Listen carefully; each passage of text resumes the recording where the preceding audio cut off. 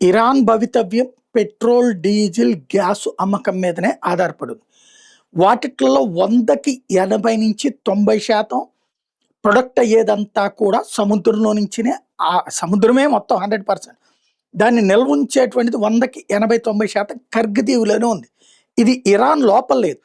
ఇరాన్‌కు ఆనుకుని ఉన్న ఒక దీవి లాంటి ప్రదేశంలో ఉంది. కర్గ్ దీవి అంటారు.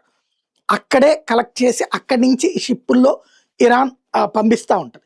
ఈవెన్ నిషేధాలున్నా సరే బ్లాక్‌లో కొనుక్కునేటటువంటి దేశాలుంటాయి. బ్లాక్‌లో అమ్మేటటువంటి కొనుక్కుని మిగతా దేశాలకు అమ్మేటటువంటి కంపెనీస్ కూడా ఉంటాయి. అలాంటి వాళ్ళతో ఓ రకంగా డార్క్ మార్కెట్ అనమాట. అంటే అందరికంటే తక్కువకు కొంటారు, ఎక్కువకు అమ్ముకుంటారు. అది వాళ్ళ కాన్సెప్ట్. అలాంటి వాళ్ళకి అమ్ముతా ఇంతవరకు డబ్బులు సంపాదించుకుంది ఇరాన్.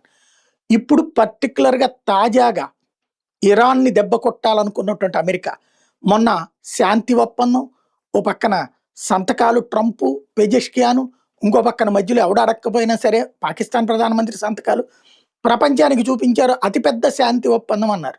ఈడ్చిపెడితే వారం తిరిగేటప్పటికి దాడులు, ప్రతి దాడులు. ఇప్పుడు ఇది ఏకంగా ఆయువు పట్టు. ఇరాన్‌కి ఆయువు పట్టు లాంటి కర్గ్ దీవిని ఆక్రమించుకోవాలని ఇంతకుముందు అనుకున్నారు. కానీ ఇప్పుడు ధ్వంసం చేసే దిశగా అడుగులు వేస్తున్నారా?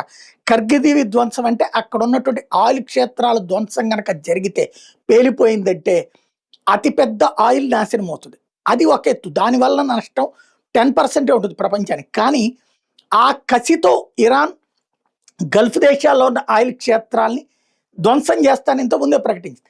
అదే జరిగితే ప్రపంచానికి 30-40% ఆయిల్ దెబ్బతింటది. అదే జరిగిందంటే ప్రపంచమంతా పెను సంక్షోభంలో పడుతుంది. మళ్ళీ అవన్నీ సెటరైట్ అవుతాయో లేదో కూడా తెలియదు. ప్రపంచమే ఒక సంక్షోభంలో పడుతుందని ఇంతవరకు ఆగుతా వచ్చింది అమెరికా. మరి ఇప్పుడు ఏ సమాచారం ఉందో, ఏ ధైర్యం చేస్తుందో తెలియదు కానీ కర్గ్ దీవి మీద ఎడతెరిపి లేని దాడులు చేస్తుంది. ఓ రకంగా ఇరాన్ ఆయువు పట్టుని ధ్వంసం చేసే ప్రయత్నం చేస్తుంది. అప్పుడు డైరెక్ట్ అమెరికాని ఏమీ పీకలేదు ఇరాన్. కానీ గల్ఫ్ దేశాల యొక్క ఆయువు పట్టును దెబ్బతీసే పని చేసిందంటే గనక పెను ప్రమాదం ప్రపంచానికి ముంచుకొస్తుంది.